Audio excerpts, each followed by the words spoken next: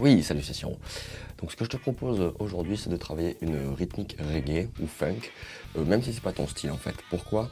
Parce que ce sont des styles en fait où tu vas devoir avoir une grande amplitude au niveau de la main droite, donc ça va t'aider à casser le poignet et un bon contrôle en fait des cordes au niveau de la main gauche par rapport au jeu avec la pression.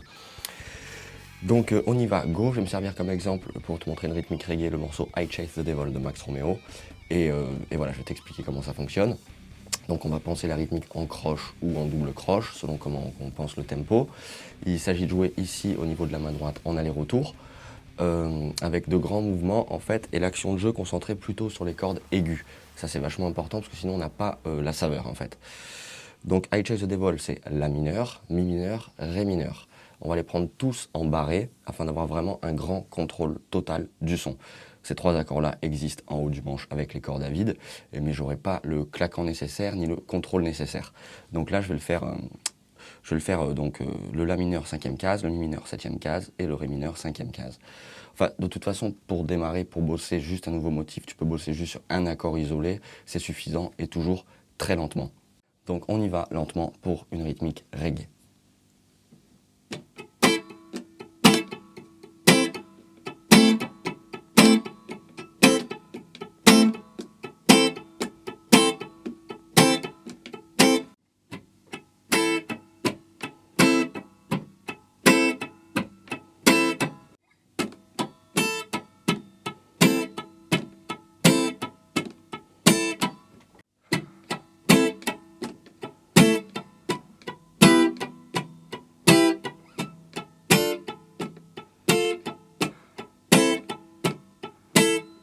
À tempo.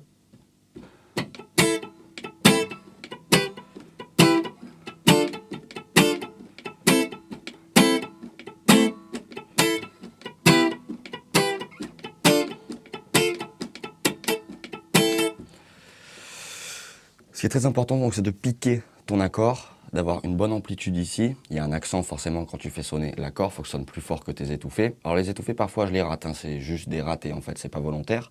Tu peux aussi piquer les deux croches en fait quand tu fais sonner l'accord, c'est-à-dire celle-là et celle-là. En fait, un exo sur lequel tu peux t'entraîner, c'est ça.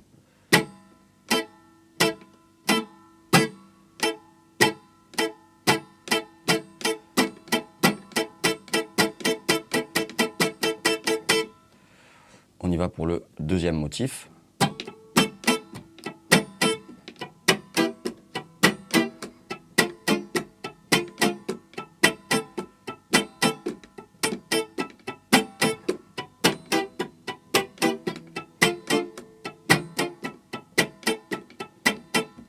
À tempo.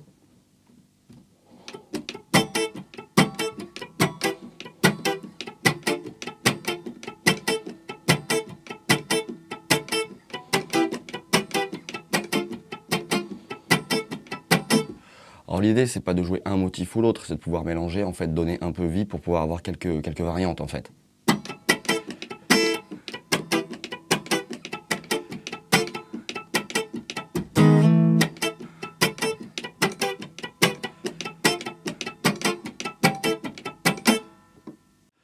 Donc je t'expliquais aussi donc, au début de la vidéo que c'est important de bosser ce genre de truc, même si c'est pas ton style. Pourquoi? Pour t'habituer à bien casser le poignet. Ça peut marcher aussi avec une rythmique funk par exemple. Je vais prendre une rythmique type en octave. Donc 5e case corde de Ré et 8e case corde de Si. J'étouffe tout le reste. Donc il faut un bon contrôle en fait du son en gênant en fait avec les doigts, en créant des gênes volontaires. Et là je vais plutôt faire un motif funk.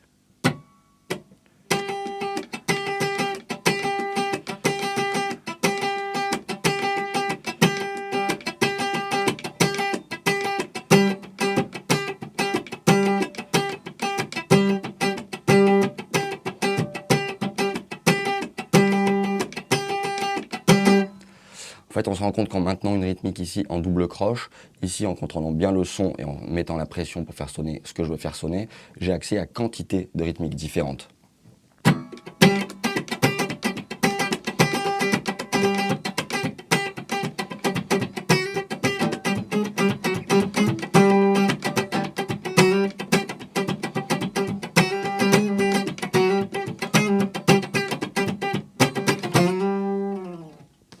Et voilà.